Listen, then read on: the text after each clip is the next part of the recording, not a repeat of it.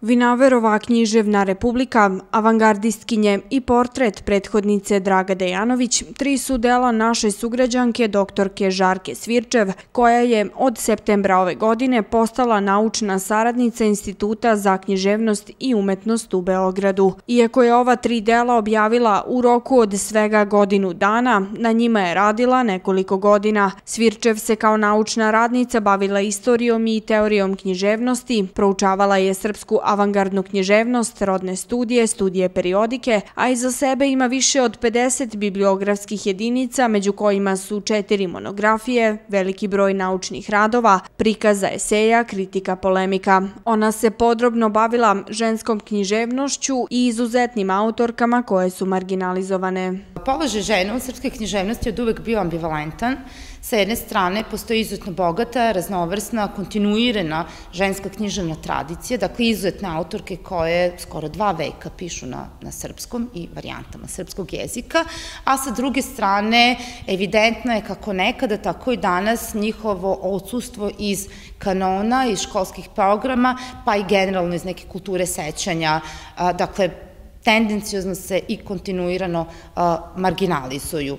Sad, ta marginalizacija prouzrokuje da mislimo da ne postoji ženska književna tradicija i da je mali broj žena koje su stvarale izuzetna književna dela, međutim, novije istraživanja, da ne laskam sebi pa da kažem i moje istraživanja, pokazuju da su i tekako postojale ne samo autorke koje su individualno stvarale, nego i ženska stvaralačka mreža i stvaralačka zajednica koja je radila na promociji, osnaživanju i distribuciji ženske književnosti. Dugo vremena žene nisu imale pristup resursima pomoću kojih bi javnosti plasirale svoje stvaralaštvo u oblasti književnosti. Istakla je naša sagovornica i dodala da su, stičući obrazovanje, počele da zauzimaju pozicije koje su im omogućile da promovišu žensko stvaralaštvo. Najnovije delo bečejske naučne radnice, monografija pod nazivom Portret prethodnice Draga Dejanović u izdanju Gradskog pozorišta Bečej, objavljeno je septembra ove godine. U njemu Žarka Svirčev govori o intelektualnom, spisateljskom i feminističkom angažmanu Drage Dejanović, značajne ličnosti 19. veka koja je do svoje prerane smrti živela i radila upravo u Bečeju. Draga Dejanović je prva, odvažna, obrazovana, postavila je temelje, postavila je čak i standarde u pojedinim aspektima feminističkog pisanja. Njene ideje su bile radikalne i skandalozne za ono vreme, a nažalost i danas su itekako aktuelne među nama. Svirčev je 10 godina radila kao profesorka srpskog jezika i književnosti u ekonomsko-trgovinskoj školi Bečej. Bečejska javnost upoznata je sa njenim pedagoškim radom i uspesima u toj oblasti. Međutim, naša ambiciozna sagovornica paralelno sa poslom u Naučnom institutu radi na velikom projektu. Ono što sam nedavno započela da radim je jedan projekat koji će da traje 2 godine. Trebalo bi da se okonča 2020. godine velikim međunarodnim naučnim skupom o časopisu Ženski pokret. To je najdugovekiji feministički pokret, najoticajniji feministički pokret, časopis u Kraljevini i generalno tokom 20. veka. Koleginica iz instituta i ja smo počeli da radimo na pripremi koncepcije. Eto, to je nešto onako malo ambicioznije. Najstariji dečiji ansambl Kulturno-umetničkog društva Đido iz Bečeja uz Kulturno-umetničko društvo Branko Radičević iz Radičevića nedavno su boravili na Tari, gde je organizovan folkloraški kamp koji je okupio oko 500 učesnika iz Sarajeva, Šapca, Foče i Gornjeg Milanovca.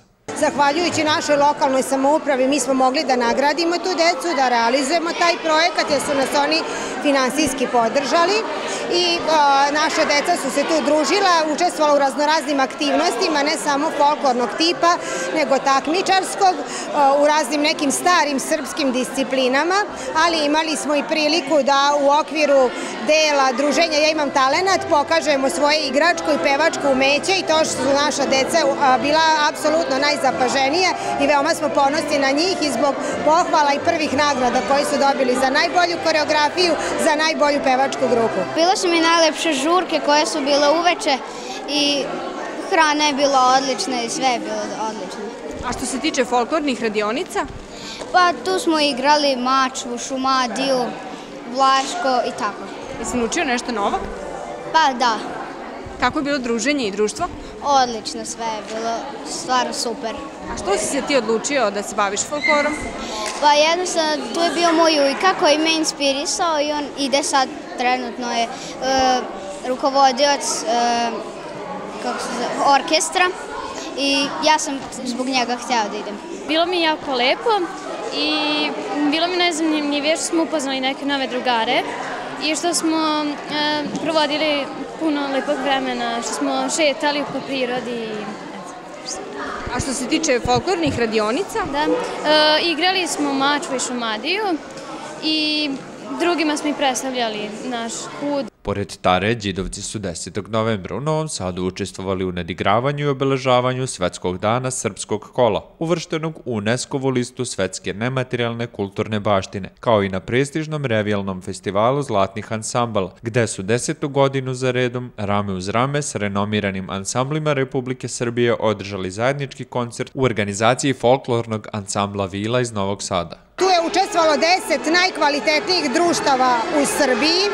Imena koja su se tu pojavila, to je Ivo Lola Ribar, Žikica Jovanović Španac, domaćin, izvrsni ansambl Vila i moram da kažem da jedini pravi bis ovacije, kako su rekli domaćini, je dobilo naše društvo, naši đidovci koji su se predstavili sa 18 parova, odigrali koreografiju velike vlaške igre i zaista nije bilo premca i u energiju i u načinu izvođenja, tako da eto, to je jedan naš velik ponos, taj nastup koji se tamo desio. Mi smo jedini igrali na bis, to je za mene bilo posebno priznanje i za rad ovih mladih ljudi koji su dali svoje srce, a i troše puno vremena da bi se ovde afirmisali i afirmisali rad ansambla koji sada ima 38 godina.